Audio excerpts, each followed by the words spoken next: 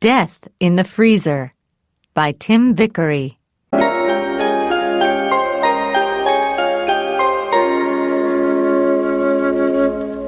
Chapter 1. Baby Al. I killed a dead man. That's why I'm in prison.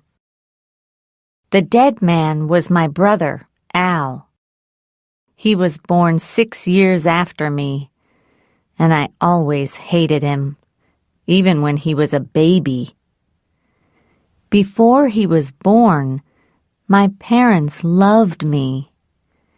My father carried me on his back and took me swimming. My mother bought me lots of dolls, and we played with them together. I have seen the photos. My parents took a lot of photos of me in my first 6 years. I still have the photos in a book. But then Al was born. I have a photo of him, too, as a baby in the hospital here in Los Angeles. My mother is holding him and looking at him with a big smile on her face. My father has his arm round my mother, and he is smiling at baby Al, too. Al is holding his daddy's finger. And me? Where am I in this picture? I am standing by myself beside the bed, watching them. There is a strange smile on my face. I think I am happy, but I'm not sure, and no one is looking at me. It was always like that after Al was born. He was a boy, and that was important to my parents, and very important to my dad. Most of the photos in the book are of Al. Al eating baby food, Al learning to walk, Al on my dad's back, Al playing football, Al swimming, Al running, Al having a big party with his friends. 100 photos of Al, and 5 or 10 of me. Of course, my parents played with me sometimes, took me swimming, bought me clothes, but they weren't interested in me. Before Al was born, they spent a lot of time with me. After he was born, they didn't. Often, I played hospitals with my dolls. I played that the dolls were sick and I was a nurse. When the dolls had bad stomachs, I gave them medicine to take. Sometimes I pulled their arms and legs off and put tomatoes on them to look like blood. And sometimes I gave them drugs. That was the best of all. My mother gave me an old syringe, and I put water in it and pushed it into the dolls. Soon, the dolls were full of holes. "That's a good game for a little girl," my mother said. But she didn't understand, because in my game, all the dolls were boys like Al, and they never got better. They were sick for a very long time, and then they died. I put them in a hole in the ground in the garden.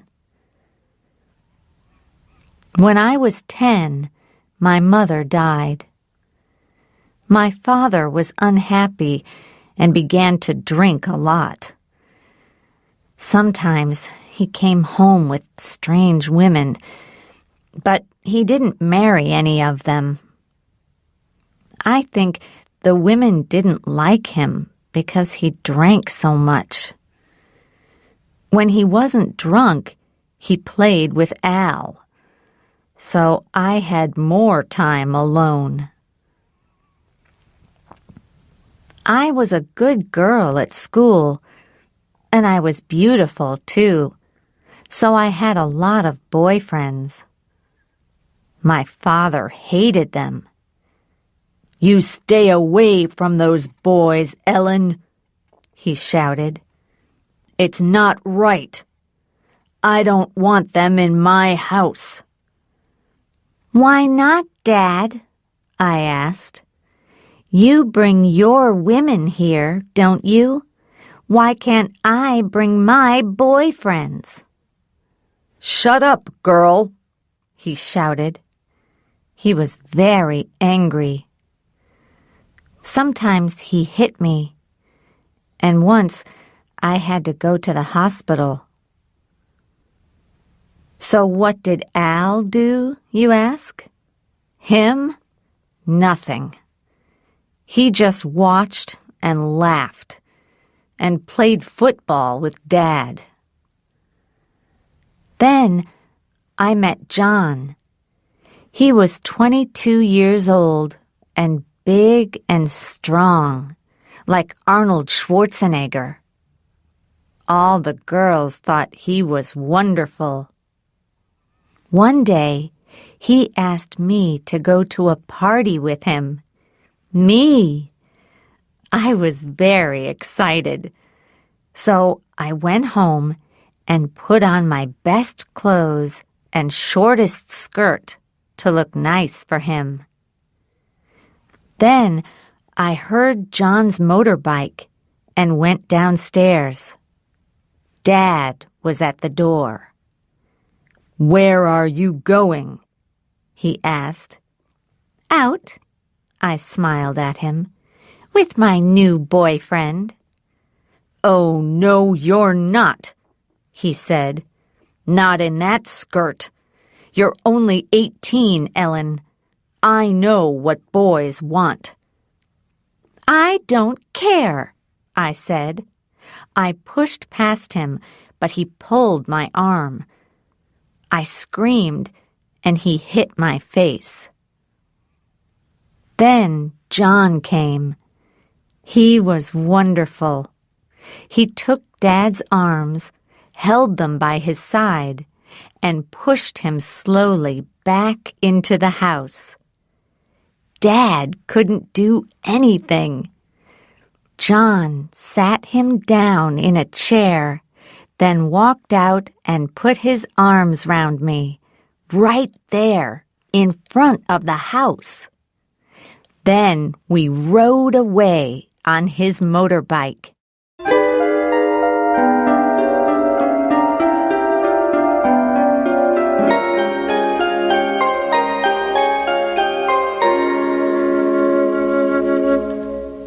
Chapter 2. Wild Boys. I never went home again. That night, I stayed in John's apartment, and 3 months later, I knew that I was going to have his baby. But I lost that baby at 5 months, and soon I went back to finish my training as a nurse. 4 years later, I had another baby, and this one was born all right. Now, I'm 29, and I have 3 small kids. But I'm not really happy. John is a good-looking man, a wonderful lover, but I'm not his only woman. I know he has 2 other girlfriends, and both of them have babies. Maybe there are more. Sometimes I don't see him for weeks. And then he comes back and smiles and tries to be nice to me, but I still get angry. He doesn't have a real job, and we have very little money. I work as a nurse in a hospital, but I don't get much for that. And I have to pay half of it to someone to look after my kids while I'm at work. Dad died 4 years ago. Al told me about it. Dad had a heart attack, he said. He was really angry about John, so he began running to try to get stronger, but he didn't stop drinking. Then one day, he drank half a bottle of whiskey, went for a run, came home, and fell down dead on the floor. Al laughed. How strange, I thought. Dad loved Al, but when he died, Al laughed. Perhaps men are just animals, really, not people like us. When Dad was dead, I saw Al more often. I didn't like him much, but he was my only family. Sometimes we went swimming together with the kids or out for a pizza. John didn't like me to talk to other men, but Al was okay because he was my brother. When Al was 18, he began a rock band, Wild Boys. He sang and played guitar. At first, they played in small restaurants, and then they made a record. Lots of people bought it. The band began to play in front of thousands of people. They made 3 more records and traveled all over the world. It was wonderful. By the time he was 20, my little brother Al was famous and rich. He was very, very rich. He bought a yellow Rolls-Royce, a Jaguar, a Porsche, and a house in the best part of Los Angeles with 15 bedrooms, a tennis court, a swimming pool, and a view over the sea. And he gave me our parents' house. That was nice, but it wasn't very nice. I mean, our parents' house is very old. It has 3 small bedrooms, a small garden, and is in a noisy, dirty street. It's better than my old apartment, but still. I went to see Al often. He gave me a key to get in and out of his house. And I cooked for him when he had big parties there. I enjoyed the parties. John came too. There were famous people, wonderful food and music, lots of drink and drugs. Drugs. Yes, well, the drugs were a bad thing. Al got much too interested in drugs. A lot of his friends took drugs, and my John did too. And when they were on drugs, they often didn't know what day it was. They did crazy things. I remember one party when they went for a midnight swim down at the beach. The boys took all John's clothes away while he was still in the sea and drove away with them. So John had to walk back through the streets in the middle of the night, all wet from the sea, while we laughed at him from the car. He was so angry. I thought that was really funny, but John didn't talk to me for a week. But Al and his friends took more and more drugs, and the music began to get worse. Sometimes Al was still in bed at 4 o'clock in the afternoon, and when he did get up, he looked very sick. He was thin, his face was white, and he didn't want to eat anything. He asked me to help him. "You're a nurse, Ellen," he said. "I feel sick. Give me some medicine or something. Help me." "You don't need medicine," I said. "You need a lot of good food, swimming, and no more drugs." "Who do you think you are, Ellen?" he said. "My mother or something?" "No, but I am your sister and a nurse," I said. "Listen to me. I'm going to get you some medicine to help you stop the drugs. And I'm going to cook you a good meal every day. But you must stop the drugs. Try it, Al. It works. I know it does." He did try it, and it helped. After 2 or 3 months, Al was stronger and happier, and he began to play good music again. He was pleased. He trusted me. Sometimes in the evenings, he took me and my kids to the beach. We had a meal and drank and went swimming together and had a good time. Those few months with my brother were a good time in my life. Now, at last, I thought, my brother likes me. He's happy and healthy because of me. Maybe he can help me, give me money, buy me a new car and a nice house, take me to Europe with him. But of course, I was wrong. No one ever gives me anything.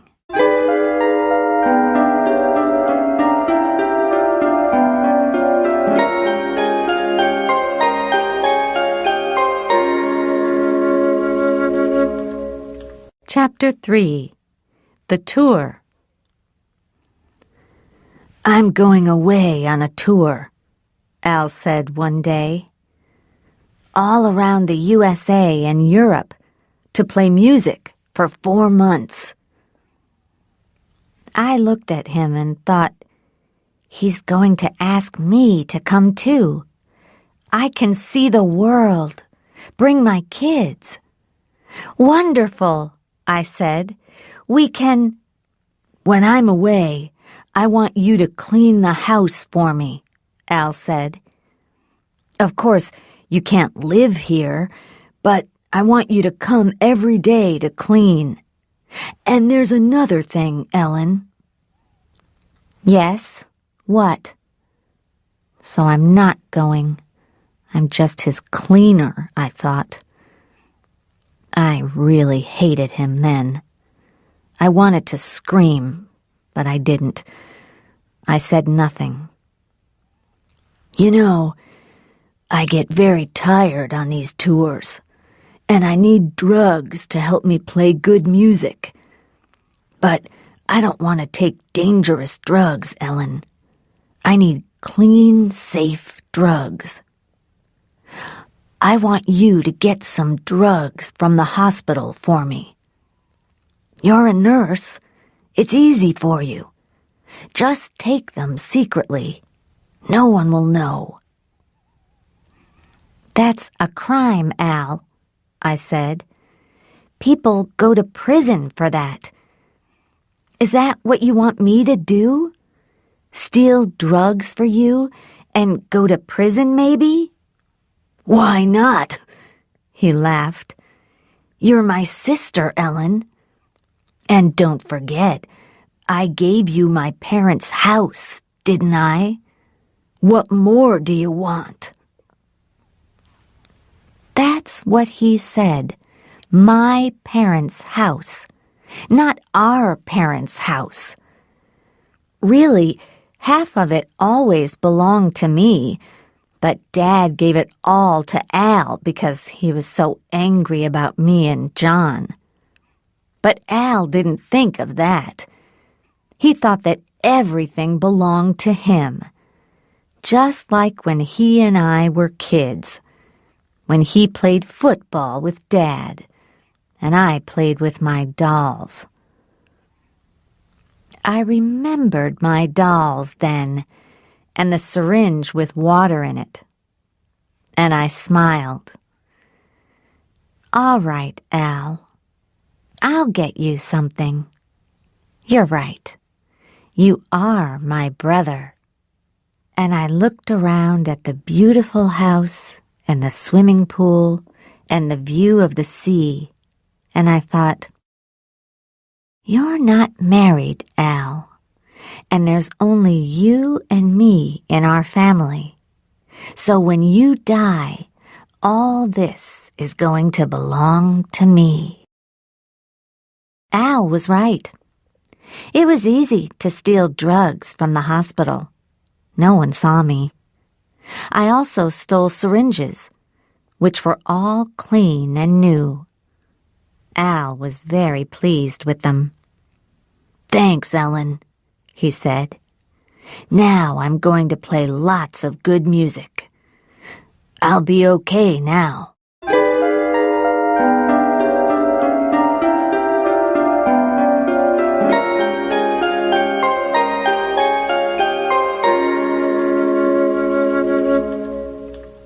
Chapter 4. The Futures. He went away for 4 months, and I cleaned his beautiful big house every day. But he didn't phone me once. And when he came back, he wasn't okay. He looked thin and white and sick. I tried to talk to him, but he didn't listen. I was just the cook and cleaning woman. He had a lot of new friends now, and some of these friends were very strange. I first met the Futures one night in November. There was a party at Al's house, and when I went there after work, I saw a big black car outside.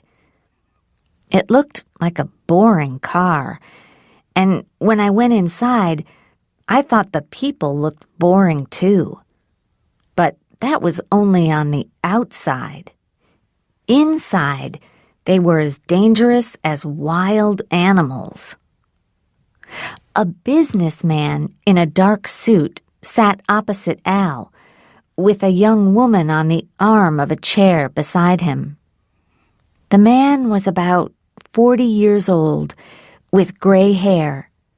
The woman was much younger, about 24 maybe. She had long black hair and was wearing a blue dress. At first, I thought she was the man's daughter, but then Al said, "Hi, Ellen. Meet my new friends, Dan Future and his wife Linda. We met in New Mexico." There were about 10 other people there, talking and listening to music. We had 1 or 2 drinks, and Al and Linda went for a swim in the pool. I sat and watched the beautiful evening sun over the sea, and Dan Future sat beside me. We watched Al's thin body when he got slowly out of the pool, and Dan said, "Life's so very short, don't you think?" "What do you mean?" I asked. He smiled. He had beautiful white teeth. My father died last year. He was 65. That's not much, is it? 65 years of life. Well, maybe not, I said, but think how many times the sun has gone down in the evenings. 10 billion times, maybe. 100 billion? 100 billion evenings as beautiful as this. But my father sat and watched maybe only a few hundred of them. We only live a short time, like birds, you know. Yes, I see, I said. I looked at him surprised. Businessmen don't usually say things like that. But then businessmen didn't usually come to Al's parties. Dan Future's hair was beautifully cut. He had an expensive watch, nice clothes. He looked strong and healthy. Why did he want to talk about death? The only sick person in this house was Al. What did Dan Future know about that? He smiled again. We don't have to die, you know. Soon, people are going to live 150 years, maybe more. You just need to have money, that's all. I told your brother about it in New Mexico, and he was very interested. Maybe you are, too. Oh, no, I thought. The man's crazy. Are you, do you belong to one of these new churches? I asked. No, I'm a scientist. I can tell you all about it if you like. But he didn't, because at that minute, Al came up to me and said, "We need some more drinks and food. How about some food, Ellen? There are some hamburgers in the freezer." And so I went to get them. Al had the money, and I didn't. And I was a woman, so I got the drinks and cooked. And about 10 o'clock I went home. And I didn't learn any more about Dan Future and his crazy ideas. Not then. But I learned a lot about them 2 weeks later.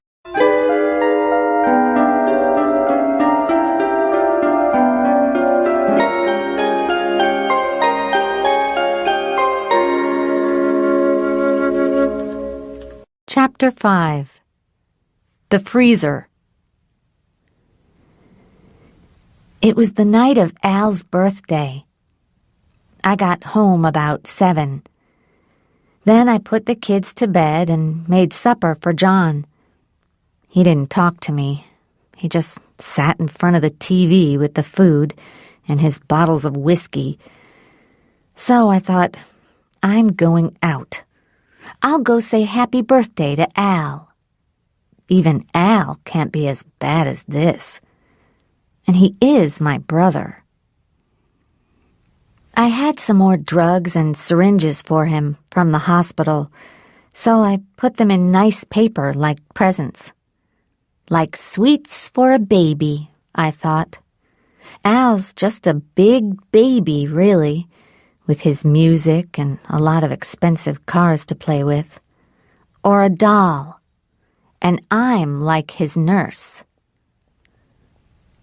When I got to his house, it was very quiet. There were only 1 or 2 lights on downstairs, and the big black car was outside.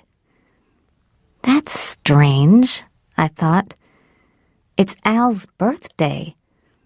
Why isn't there a party? I got out of my car and walked to the door. It was open. There was soft music in the big living room, but no lights were on. The moonlight came in through the windows, and I could see the moon in the water in the pool outside. "Al?" I called. "Al, where are you?" No answer, just the music, quiet and very beautiful. I went to Al's room, but his bed was empty.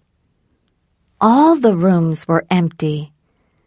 I came back to the living room, opened the door to the moonlit garden, and there, ah!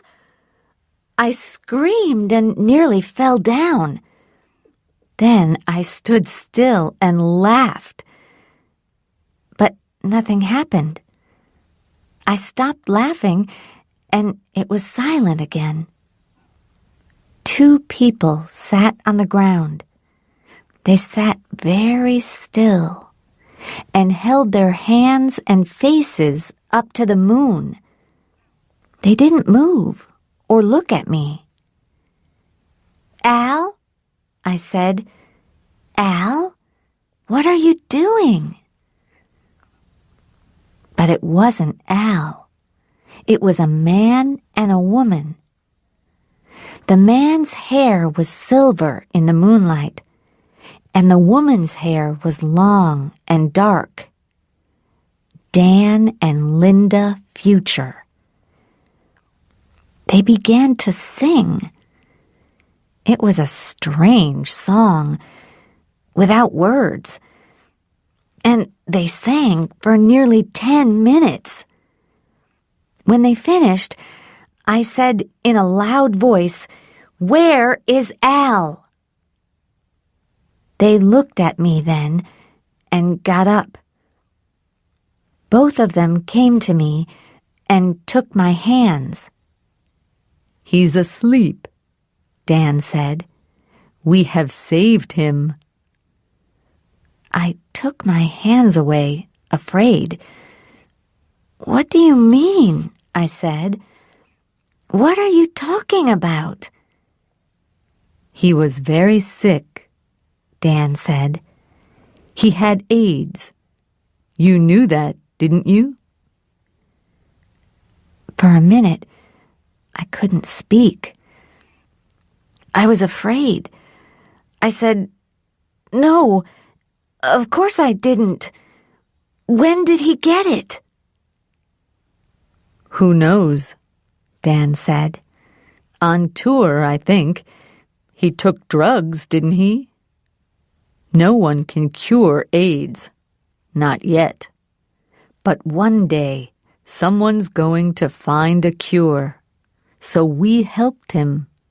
He is safe now for hundreds of years.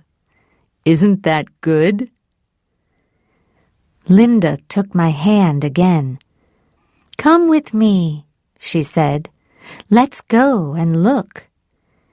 "But where—" "Don't be afraid. It's all right." She smiled. I saw her beautiful white teeth in the moonlight.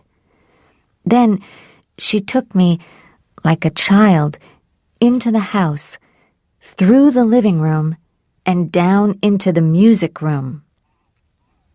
The music room was in the ground under the house. Al liked to play very loud music all night, so he built the room down there to be quiet. It was a big room with one small window high up. It was never hot in the summer, nor cold in the winter. But now it was different. In the middle of the room, there was a big glass case. A cold blue light came from inside it. There was the noise of something large and quiet, like a big freezer. And inside the glass case, there was a body. Al's body. My brother. The body was lying on a bed of ice inside the case, with its head higher than its feet. It wore silver clothes, and its face was blue. "Oh, no! What's happened?" I said. "It's all right, Ellen," Linda Future said. "He isn't dead." "Not dead?" I said. "But he's frozen. He took a sleeping drug, and then we froze him. It is very, very cold in there. -196 degrees Celsius. Nothing happens to bodies as cold as that. Nothing changes for hundreds of years, thousands of years maybe. That's what's going to happen to Al. He's going to stay there for 100 years, 200 years maybe. Then one day a doctor can wake him up and cure him. That's what our company does, you know." "Your company?" I said. "What do you mean?" "I'm sorry. Didn't Al tell you?" Dan Future said. He was in the room too now, with his hand on my back. He gave me a business card. It said, "Escape from Death, the Cryonics Company, Dan and Linda Future." "I don't understand," I said. "What's cryonics?" "It's the science of freezing people," he said. "That's what we do. We help people like your brother to stay alive for hundreds of years. Then, when the doctors can cure them, they wake up. And we look after their money and houses, too." "You do what?" I said. Suddenly, I was very, very angry. "You look after their money and houses?" "Yes," he smiled, and his beautiful teeth looked blue in the strange light from the freezer. He took a piece of paper out of his pocket. "It's all here, Ellen. Your brother wrote his name on this paper. It says that we must keep him here, frozen, in this room for 200 years. By then, there will be a cure for AIDS. For now, we will look after his money and his house. And when we are dead, our company will go on looking after them. Then they will be ready for him when he comes back to life." "But you killed him!" I screamed. My anger was terrible. "And now you're stealing his money, too, and his house. It belongs to me, not you." Dan Future laughed. "No, no, my dear. You don't understand. The money and the house don't belong to us or to you. They belong to your brother, Al. He isn't dead. He's just frozen. And he's going to stay frozen for 200 years." He laughed again, and his young wife began to laugh too. I turned and walked out of the house.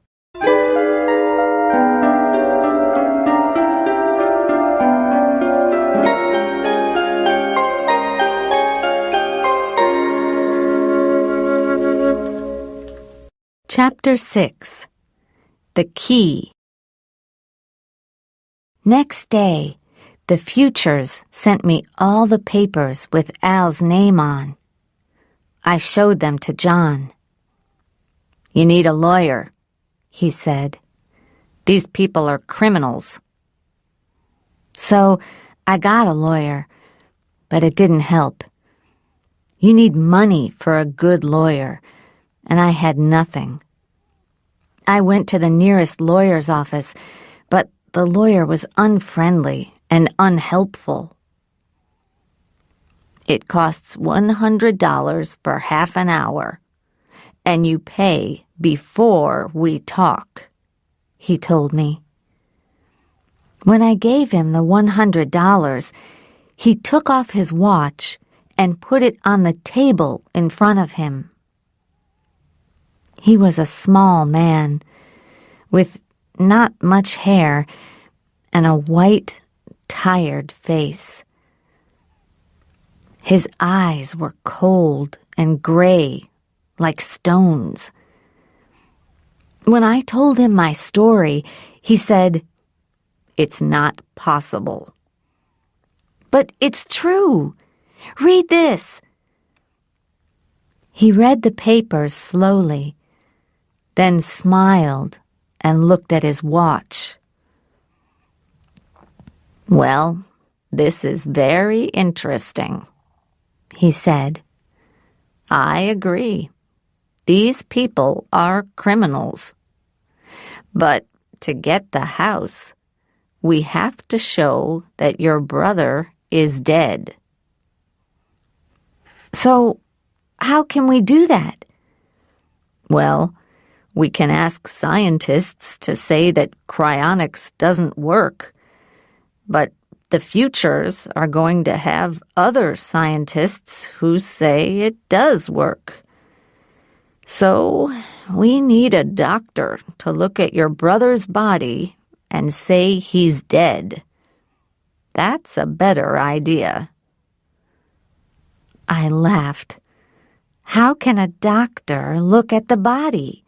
It's frozen to minus 196 degrees Celsius. It's just a piece of ice. "Yes, well, that is difficult, Ms. Shore. I do see that." The lawyer looked at his watch again. "It's difficult, but that's what we need to do. But..." He looked at the papers again. "Before we begin, I have to tell you that Dan Future's lawyer is one of the best in the country. Maybe I can win, and maybe I can't. But it's going to cost you a lot of money." "How much?" I asked. $50,000 at first. Maybe a lot more later. I stood up slowly. "Forget it," I said. I only had $300 in the bank, and there was no food in the house. I looked at the lawyer's old, tired face. I can't win, can I? Because I don't have any money. The Futures are stealing that house from me, and I can't do anything about it. I ran out of the office. For a week, I was angry every day, all day. I shouted at people at work. I shouted at the kids. John got drunk, so I dropped a plate of eggs, spaghetti, and hamburgers on his head. He hit me and went to stay with one of his girlfriends. I wasn't sorry. He was stupid and lazy, like all men. Twice I drove past Al's house and saw the black car outside. That house belongs to me, I thought. Those people stole it from me, and I can do nothing." "Nothing?" "One night, I had a dream. In my dream, I saw Al's frozen body with a key in his mouth. The key was warm, and the ice on Al's frozen head changed to water. Then the key moved and warmed Al's body, too. Al opened his mouth, screamed, and died. At 2:00, I woke up. It was very quiet. There was moonlight in the room, and no cars were moving on the road outside. I began to think about my dream. The key! Of course! Suddenly, I had a plan. I got up, put on a black shirt and jeans, and drove to Al's house. The big black car was outside, but there were no lights on in the house. I left my car 200 yards away and walked quietly to the door. The Futures didn't know that I had a key. I opened the door very quietly and went into the big living room. There was no sound. Everyone was asleep. My key opened the music room, too. It opened all the doors in the house. I went in and looked at Al. He was still there, the silver body and icy blue face in the glass case. The room was full of blue light and the quiet noise of electricity. Electricity! That was the thing. Al needed electricity in here for his music. And of course, the freezer needed a lot of electricity, too. Beside the freezer was a big electric switch. I put my hand on the switch and smiled. "Goodbye, Al," I said. Then I switched the electricity off. The blue lights went off, and the quiet noise stopped. It was very dark, but I didn't go. For a long time, I just stood there. I wanted to be sure. After about 20 minutes, the sound began. Noises from inside the freezer. I switched on my flashlight and looked at it. The freezer was full of gas, like a cloud. The gas came from the ice. It made small noises. I waited another 10 minutes until I was sure. There was more gas, more small noises. The freezer was getting warmer. Very quietly, I went upstairs and out of the front door. I smiled. "Al," I thought, "you are really dying now. And when you are dead, all this is going to belong to me. And the Futures can drive away in their stupid car." Happily, I touched the big black car with my hand. And that was my big mistake. Because beep, beep, beep, The car had an alarm, and it made a very loud noise. It also turned the car's lights on. On, off, on, off, on, off. Quickly, I began to run to my car, 200 yards away. But a police car came round the corner and saw me. 2 policemen got out, took hold of my arms, and pushed me into their car. "Okay, what's all this?" one man said. "Black clothes, 3 in the morning, car alarm. I think we've got a car thief, Pete." "Yeah."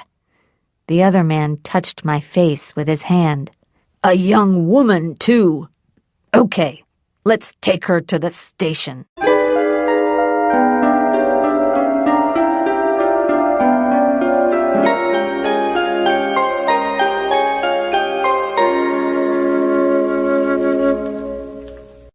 Chapter 7. In Court. I arrived at the police station at 3:15 a.m. and said nothing. The Futures arrived at 3:45. "It was our car," Dan said. "Someone tried to steal it." "Yeah, okay, sir," a policeman answered. "We've got the woman here."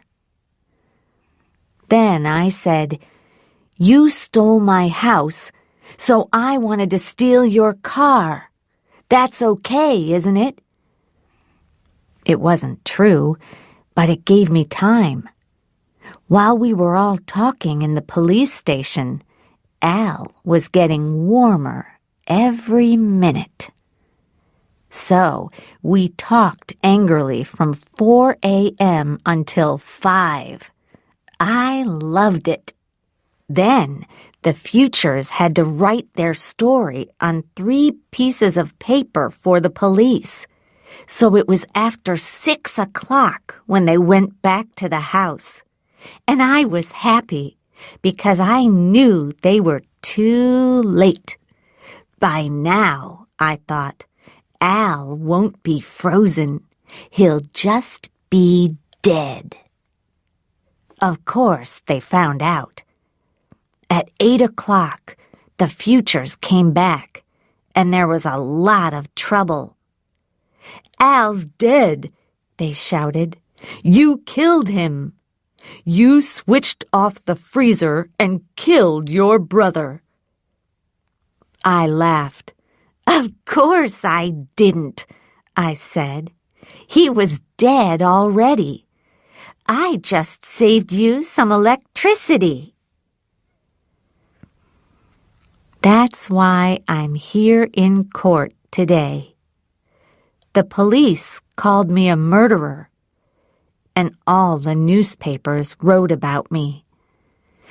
And so, of course, now I have not 1, but 2 really good lawyers.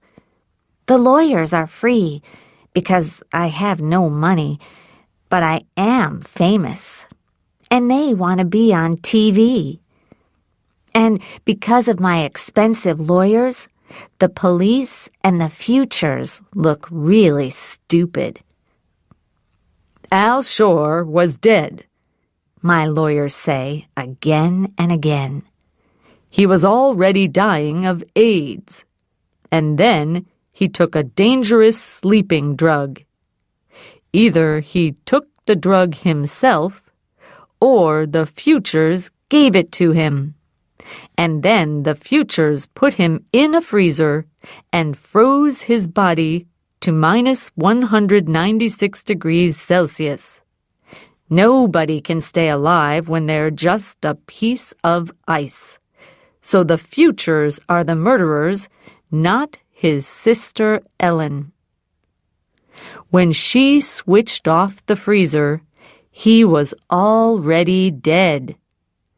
How can anybody kill a dead man?" Every day, people write about this in the newspapers. and talk about it on TV. Most people think I'm right and the futures are wrong. Last week, a newspaper tried to give me $100,000 for my story. But my lawyers told me to wait.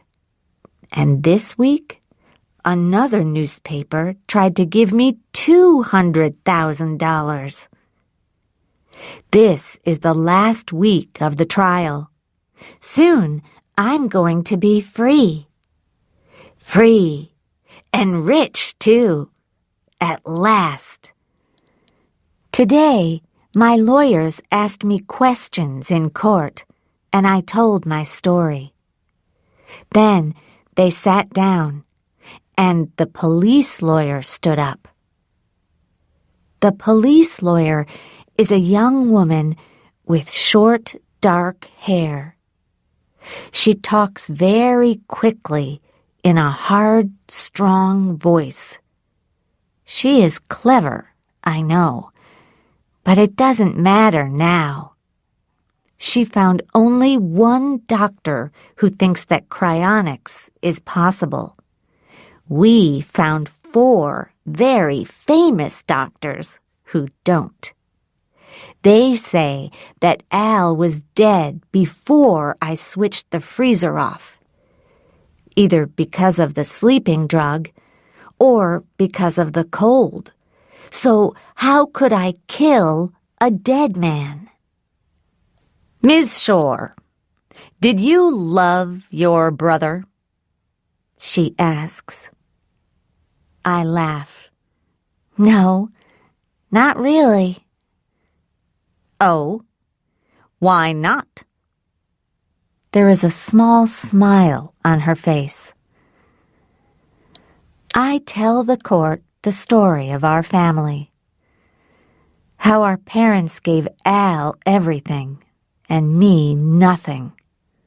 How Al gave me nothing, only our parents' old house. How I cleaned his house for him and cooked at parties. How I helped him when he was sick, but he gave me nothing. My lawyers look unhappy, but it doesn't matter. Nothing matters now. Next week, I'm going to be free. Your brother was very sick. He had AIDS. Did you know that? I know now because Dan Future told me after Al was dead.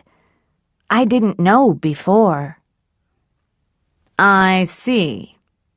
But you knew that your brother was sick, and you bought medicine for him, didn't you? Yes, I did. Why didn't he go to a doctor? Because I'm a nurse and his sister. He trusted me.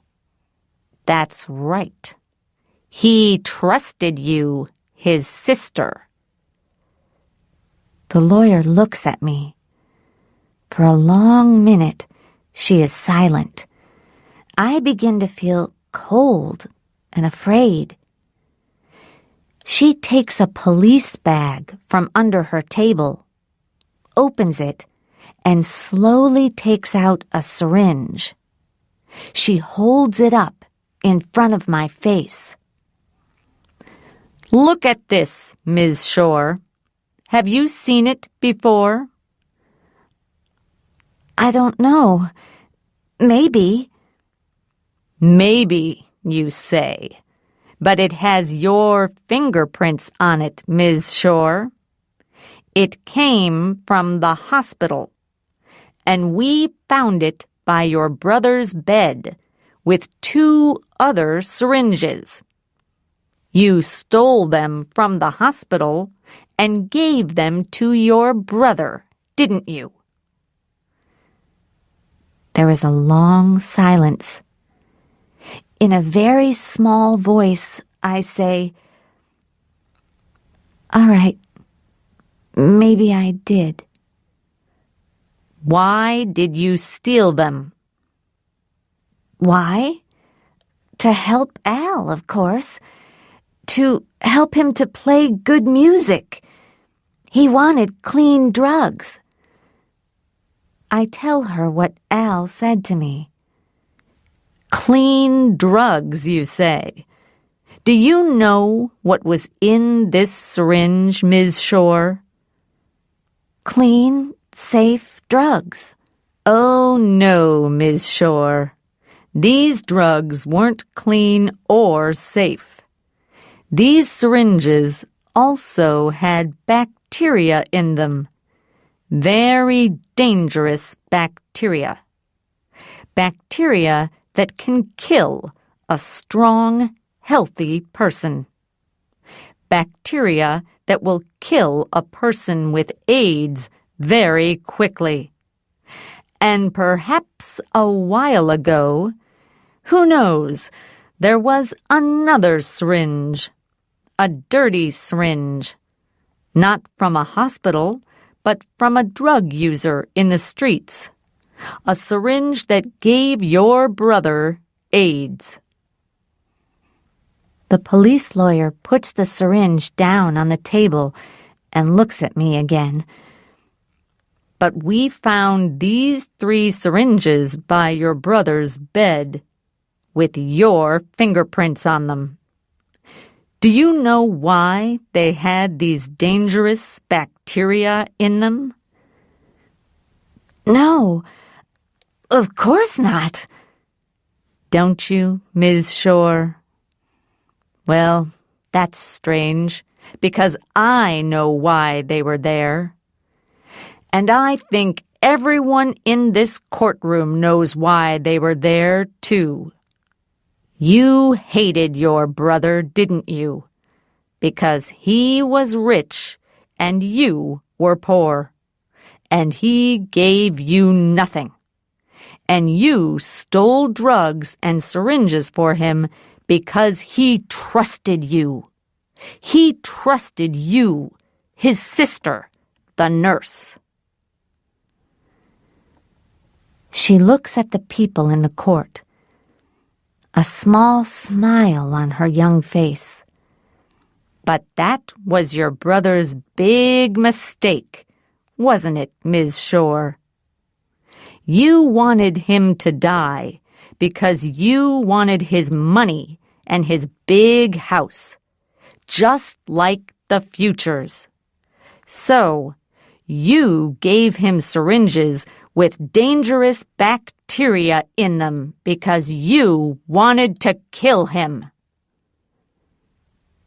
The court is very quiet now, and everyone is looking at me. But there is nothing I can say. Nothing. Because it is all true. You didn't kill your brother when you switched off the freezer, Ms. Shore. We all know that now. But you were trying to kill him. Slowly, week by week, month by month, you were trying to murder him. Dirty syringes, dirty drugs, dangerous bacteria. You wanted to give him a slow, terrible death. I think that this court will want to send you to prison for a very long time, Ellen Shore. I look around the courtroom at the faces. Hundreds of eyes are looking at me, and they all hate me. All of them. No one understands me. No one loves me. No one wants to save me. No one. I feel nothing at first. Then I begin to feel cold, like ice, like a body in a freezer.